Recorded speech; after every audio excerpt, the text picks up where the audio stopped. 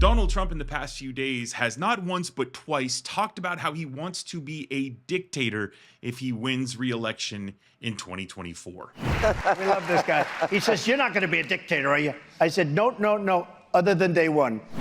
Baker today in the New York Times, he said that I want to be a dictator. I didn't say that. I said I want to be a dictator for one day. But the New York Times said, and you know why I wanted to be a dictator? Because I want a wall, right? I want a wall, and I want to drill, drill, drill. That's true. So,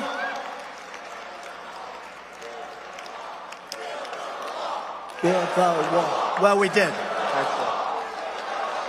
Now, of course, a former president talking about being a dictator is truly pathetic, but you know what's maybe perhaps more pathetic is Republicans' response to Trump talking about being a dictator. Entertainment.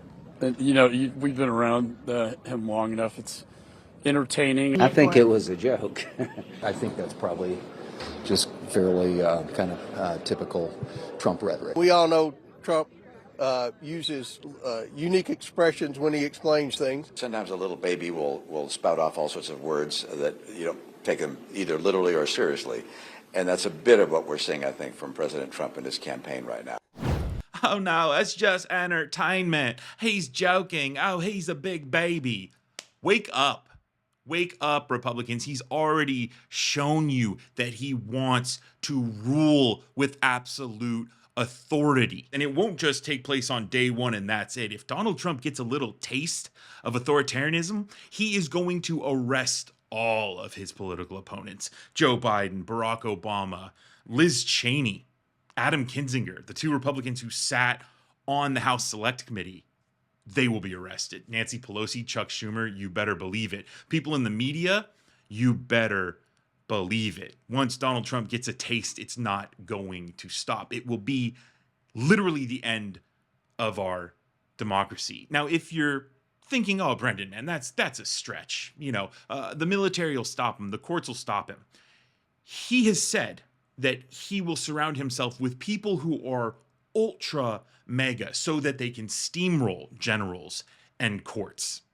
And if you think that maybe perhaps Donald Trump has some sense of respect for the Constitution and the rights of his political opponents, I want you to listen to how he talks about fallen soldiers on the battlefield only moments after talking about how he's going to be a dictator on day one. But I went onto that stage just a few days later, and a general who's a fantastic general actually said to me, "Sir, I've been on the battlefield. Men have gone down on my left and on my right. I stood on hills where soldiers were killed. But I believe the bravest thing I've ever seen was the night you went onto that stage with Hillary Clinton after what happened. And then that woman asked you the first question about it. And I said, locker room talk. It's locker room talk. What the hell? What are you talking? Locker room talk." That was not a great... This man does not care about anyone but himself.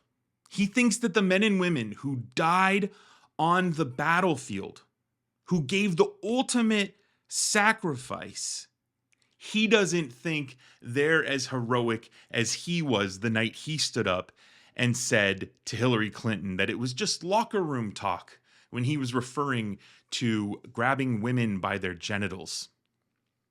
This guy is an absolute psychopath who would love nothing more than to be a dictator and to tear down the experiment that is American democracy. So let's vote in 2024 like we've never done before, and let's keep this monster as far away from the White House as we can. Thanks for watching. My name is Brendan Plank with Reflect News.